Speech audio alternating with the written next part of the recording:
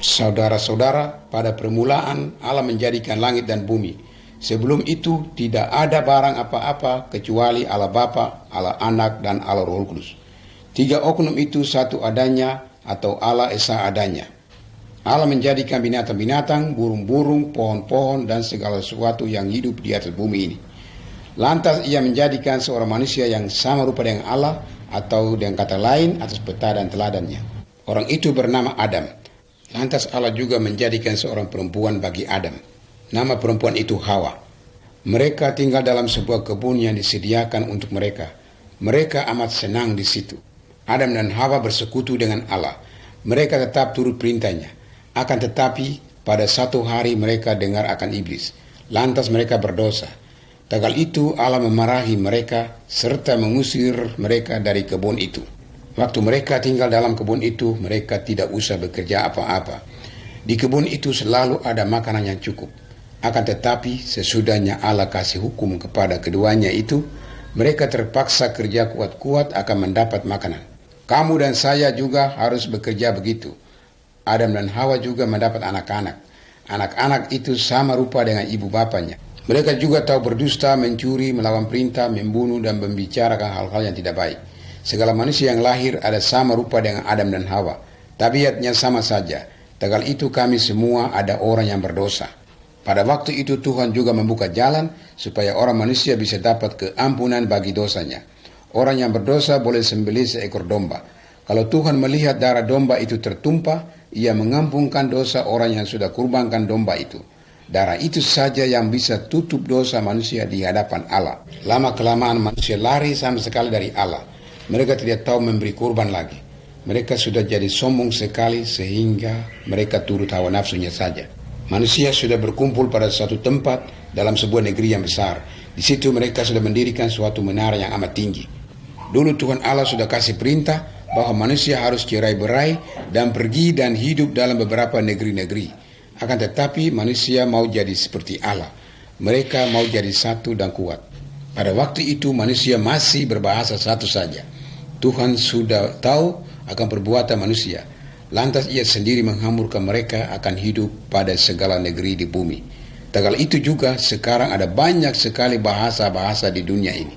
Oleh sebab manusia berdosa, dia berpaling dari Tuhan Allah yang suci adanya. Tuhan Allah sudah kasih perintahnya supaya manusia dapat tahu apa yang baik dan apa yang tidak baik menurut kehendak Allah. Perintah Allah berbunyi begini, Aku inilah Allah yang esa dan benar. Jangan kamu menyembah apa-apa yang ada di langit atau di atas bumi atau di dalam laut. Tidak boleh kamu menyebut namaku dengan sia-sia. Ingat akan hari yang ketujuh supaya kamu sucikan hari itu. Berilah hormat kepada bapamu dan ibumu. Janganlah kamu membunuh. Jangan berzina. Jangan kamu mencuri. Jangan kamu katakan kesaksian dusta tentang orang lain. Jangan kamu ingin barang kepunyaan sesamamu manusia. Sebelah ini ada bahagiannya yang kedua. Meskipun Allah sudah kasih perintahnya kepada manusia, manusia itu juga tetap melawan dia. Allah sudah berjanji bahwa pada suatu hari ia akan menyuruh anaknya yang tunggal itu ke dunia. Ia hendak mempersembahkan suatu kurban yang sempurna karena dosa. Sesudahnya Yesus itu mempersembahkan kurbannya, tiada perlu lagi manusia mempersembahkan domba-domba atau binatang-binatang lain menjadi kurbannya. Beberapa ratus tahun lebih dahulu dari kedatangan Tuhan Yesus, maka nabi-nabi sudah bernubuat bahwa Yesus akan dilahirkan di Bethlehem oleh seorang perawan. Segala nubuat nabi yang kami dapat baca dalam Alkitab Perjanjian Lama sudah digenapkan. Yesus sudah dilahirkan oleh perawan Maryam. Allah ialah Bapa Yesus Kristus, bukan manusia adanya. Pada waktu Yesus sudah besar, ia berbuat banyak sekali tanda heran. Ia membangkitkan orang mati, lagi ia menyembuhkan orang yang sakit. Orang tuli dapat dengar, lagi orang buta dapat melihat, lagi orang timpan dapat berjalan dengan baik. Yesus berkuasa akan menolong orang yang sakit. Maka banyak sekali orang ikut Yesus serta percaya bahwa ialah anak Allah. Akan tetapi kepala-kepala orang Yahudi merasa dengki terhadap Yesus. Mereka takut segala orang akan turut Yesus serta tidak mau dengar akan kepala-kepala lagi. Mereka bermaksud bunuh dia. Pada suatu malam, seorang yang bernama Yudas hentar serdadu banyak di sebuah bukit tempat Yesus berada supaya ditangkapnya. Yesus membiarkan serdadu tangkap dia. Mereka membawa Yesus ke tempat pengadilan. Wakil pemerintah, Pilatus namanya, hendak lepaskan Yesus. Ia malum bahwa Yesus ialah seorang yang baik. Akan tetapi orang banyak yang berseteru dengan Yesus berteriak, "Salibkanlah dia! Salibkanlah dia!" Karena ketakutannya akan orang banyak itu, Pilatus membiarkan Yesus diambil oleh orang banyak itu akan dibunuh. Sebenarnya tidak patut Yesus mati oleh sebab ia tidak berdosa. Hanyalah orang yang berdosa yang patut mati karena itulah upah dosa. Akan tetapi itulah sebabnya Yesus datang ke dunia ini. Ia serahkan dirinya akan menjadi kurban karena dosa manusia. Ialah menjadi persembahan yang lebih baik daripada domba. Darah domba hanyalah menjadi tanda keampunan dosa. Akan tetapi darah Yesus sucikan kita dari sekalian dosa. Menurut sangka orang yang belum Kristen, maka segala kesakitan dan kematian pun berasal dari iblis itu yang memarahi manusia kalau mereka tidak turut perintahnya. Mereka juga percaya bahwa jikalau begitu, mereka harus membayar suatu pembayaran akan memperdamaikan si sakit dengan iblis itu. Baru orang sakit bisa menjadi sembuh pula. Damai itu diadakan pada suatu pesta yang amat besar pada waktu mana kadang-kadang banyak babi dibunuh. Boleh jadi juga binatang-binatang lain dibunuh, atau mereka itu kasih macam-macam makanan kepada suanggi-suanggi atau iblis.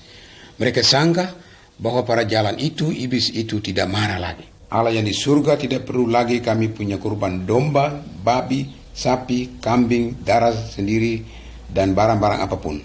Ia sudah sendiri mengatur kurbannya, yaitu Allah suruh anaknya Yesus supaya ia mati di atas gunung Golgota pada kayu salib. Kurban ini dipersembahkan karena dosa segala isi dunia, karena segala manusia. Tuhan Allah berjanji begini, perintahnya menunjukkan bahwa saudara sudah melanggar hukum Allah. Akan tetapi pada hari ini, kalau saudara menyanggal jalan kejahatan dan percayakan Yesus yang mati ganti dosa-dosamu, lagi saudara minta Yesus masuk dalam hatimu, tentu Tuhan Yesus hendak terima engkau. Ia akan hapuskan dosa-dosamu, lagi Yesus akan memberi hidup yang kekal kepada saudara. Ini bahagian yang ketiga. Pada hari serdadu salibkan Yesus di atas gunung Golgota, memakukan tangannya dan kakinya pada kayu salib. Yesus tinggal tergantung di situ sampai sore, lalu ia mati. Waktu itu terjadi gempa bumi, matahari pun menjadi gelap gulita, dan banyak orang mati dibangkitkan dan keluar dari dalam kuburnya.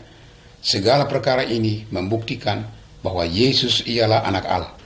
Sesudah Yesus mati, ia dikuburkan oleh Yusuf dan Nikodemus dalam sebuah kubur yang terpahat dalam batu. Seteru-seteru Yesus juga sudah dengar kabar bahwa Yesus berjanji ia akan bangkit pula. Oleh sebab itu mereka tutup kubur itu dengan batu besar. Lagi mereka suruh serdadu menjaga kubur itu supaya jangan lain orang dapat mencuri mayat Yesus itu. Pada pagi hari, hari Minggu, datanglah dua perempuan ke kubur itu. Mereka dapat lihat bahwa batu besar itu sudah terangkat. Maka malaikat berkata kepadanya, "Apakah sebabnya kamu cari Yesus itu yang sudah disalibkan? Tiada ia di sini, ia sudah bangkit. Lihatlah tempat orang meletakkan dia." Sesudah itu Yesus juga dilihat oleh murid-muridnya. Mereka bergaul dengan dia dan juga makan bersama-sama dengan dia. Akan tetapi Thomas, satu dari antara murid-muridnya, tidak hadir waktu Yesus kelihatan pada murid-muridnya yang lain itu. Kata Thomas, "Saya tidak mau percaya kalau saya tidak melihat Tuhan Yesus." Waktu ia melihat bekas luka di kaki dan di tangan dan di rusuk Yesus, baru ia berkata, "Ya Tuhanku dan Allahku." Jawab Yesus, "Hai Thomas, oleh sebab engkau sudah melihat aku, engkau sudah percaya. Berbahagialah segala orang yang meskipun tidak melihat aku, tetapi percaya juga." Sebelumnya Yesus pulang ke surga, ia berkata demikian, "Aku akan menyuruh Roh Suci. Ia hendak mendiami hati kamu dan ia hendak mengajar kamu. Ia akan memperkuatkan kamu supaya kamu bisa tahan dalam percobaan." Lagi Yesus berkata kepada murid-muridnya, "Pergilah kamu kepada sekalian orang serta mengkabarkan kabar yang baik dari Allah. Barang siapa yang bertobat dan percaya dalam aku akan dapat keampunan dosa-dosanya, lagi dia diselamatkan dari murka Allah. Jikalau kamu percayakan Yesus selaku juru selamatmu, perlu kamu dibaptiskan." Yesus tinggal di dunia 40 hari lamanya sesudahnya ia dibangkitkan. Ia naik gunung Zaitun bersama-sama murid-muridnya. Disitulah ia mengeluarkan kata-kata penghabisan, bunyinya begini, Pergilah kamu ke seluruh dunia dan jadikanlah sekalian bangsa itu murid-muridku. Lalu ia dinaikkan ke surga. Kemudian adalah dua malaikat yang berkata kepada murid-murid, seperti kamu lihat Yesus naik ke surga, begitu juga ia akan datang kembali.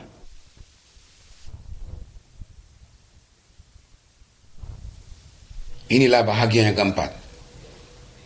10 hari kemudian daripada Yesus pulang ke surga itu, murid-muridnya berkumpul dalam sebuah kamar di Yerusalem. Tiba-tiba terdengarlah bunyi seolah-olah ada angin ribut besar di dalam rumah itu. Roh suci yang sudah dijanji oleh Yesus itu sekarang datang. Yesus menyuruh Roh Suci mengganti dia. Yesus tahu bahwa seorang manusia tidak bisa hidup bagi Allah dengan benar jikalau Roh Suci tiada mendiami hati orang itu. Roh Suci menerangkan kepada kita segala kebenaran. Ia memberi kuat menurut Allah dan melawan setan. Ia juga menaruh keinginan dalam hati orang Kristen akan mengkabarkan Injil kepada orang lain. Barangkali sekarang saudara-saudara dengar plat-plat gramafon ini, lantas saudara-saudara suka jadi orang yang percaya. Injil berkata bahwa kita hanya dapat diselamatkan oleh iman di dalam Yesus Kristus yang sudah mati karena dosa-dosa kita. Tidak ada jalan lain. Boleh jadi segala perbuatan kita ada baik, boleh jadi kita setia masuk gereja, akan tetapi semuanya itu belum berarti bahwa kita orang Kristen yang betul. Patutlah kamu mengaku di hadapan Allah bahwa kamu seorang yang berdosa.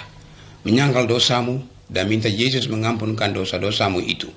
Minta Yesus masuk dalam hatimu. Jikalau kamu menerima Yesus dengan hati yang benar, sungguh pun Yesus mau jadikan kamu anaknya dan ia suruh Roh Suci masuk dalam hatimu. Kamu akan diperanakan pula oleh Roh Kudus serta menjadi orang Kristen yang benar. Menurut Alkitab bahwa pada suatu hari yang akan datang, Yesus akan datang kembali. Kamu bersedialah hatimu akan bertemu dengan dia. Sesudahnya ia pulang, ia akan hakimkan sekalian orang yang hidup dan yang mati. Segala orang yang tidak terima Yesus selaku juru selamatnya akan dihukumkan. Mereka akan dibuangkan ke dalam tempat api yang tidak berhenti. Yesus sudah tanggung segala hukuman kami.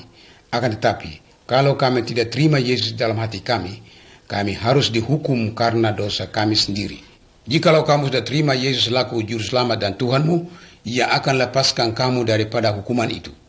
Kamu akan pergi ke surga tempat Allah berada, tempat damai dan sentosa selama-lamanya. Saudara-saudara, Allah suka supaya sekalian orang dapat kesempatan akan pergi ke surga.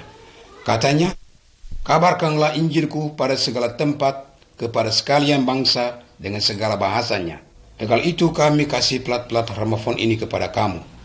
Jangan saudara lupa, kamu tidak bisa beli hidup yang kekal itu dengan uang. Kamu tidak bisa berusaha dan berrela akan mendapat selamat itu. Kamu tidak bisa tebus hidupmu dari segala kesalahan dengan barang-barang. Kamu tidak bisa masuk surga karena kebaikanmu. Kamu harus menerima hidup yang kekal itu daripada Allah saja selaku suatu pemberian anugerah.